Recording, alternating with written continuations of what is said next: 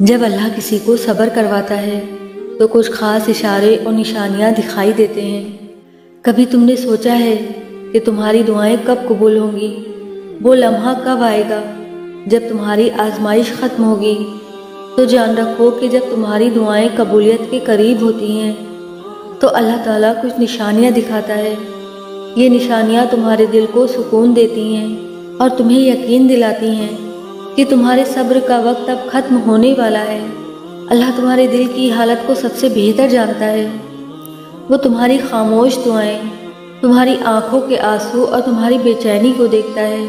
وہ جانتا ہے کہ تم کس شدت سے مانگ رہے ہو۔ یاد رکھو کہ اللہ کے یہاں نہ کوئی دعا ضائع جاتی ہے اور نہ کوئی فریاد انسنی رہتی ہے۔ وہ وقت کا مالک ہے اور بہترین وقت پر بہترین طریقے سے تمہاری دعا کو قبول کرے گا۔ کبھی تمہیں لگے کہ تمہاری دعائیں رکی ہوئی ہیں یا یہ احساس کہ تمہاری التجا دیوار سے ٹکرا رہی ہے، تو جان لو یہ وہ وقت ہے جب تمہیں اللہ کے فیصلے پر سب سے زیادہ بھروسہ کرنا ہے۔ دیر صرف تمہارے حق میں اللہ کی حکمت ہے۔ وہ تمہاری آزمائش کے ذریعے تمہیں مضبوط بناتا ہے، تمہارے ایمان کو بڑھاتا ہے اور تمہیں وہ مقام دیتا ہے جو شاید تم نے کبھی سوچا نہ ہو۔ اللہ تعالیٰ قرآن مجید میں فرماتے ہیں کہ بے شک ہر مشکل کے ساتھ آسانی ہے۔ کوئی بھی آزمائش ہمیشہ کے لیے نہیں ہوتی۔ صبر کرنے والوں کے لیے اللہ کا انعام ہمیشہ موجود ہوتا ہے اور وہ ان کو ان کے گمان سے بڑھ کر نوازتا ہے۔ یاد رکھو، جب تمہارے دل میں دعا مانگنے کی خواہش بار بار آتی ہے تو یہ اللہ کی طرف سے ایک اشارہ ہے کہ تمہاری دعائیں قبولیت کے قریب ہیں۔ ہر بار جب تم دعا کے لیے ہاتھ اٹھاتے ہو تو اللہ کے در کے دروازے کھلنے لگتے ہیں۔ یہی اللہ کی محبت کا انداز ہے کہ وہ تمہیں مایوسی کے باوجود امید دیتا ہے، تمہارے دل میں یقین پیدا کرتا ہے اور تمہیں اپنے قریب کر لیتا ہے۔ یہی یقین تو تمہاری کامیابی کی کنجی ہے۔ اللہ کے یہاں دیر ہو سکتی ہے مگر اندھیر نہیں۔ وہ سب جانتا ہے، تمہارے دل کے درد کو، تمہاری خاموش آہوں کو اور تمہارے صبر کے لمحوں کو۔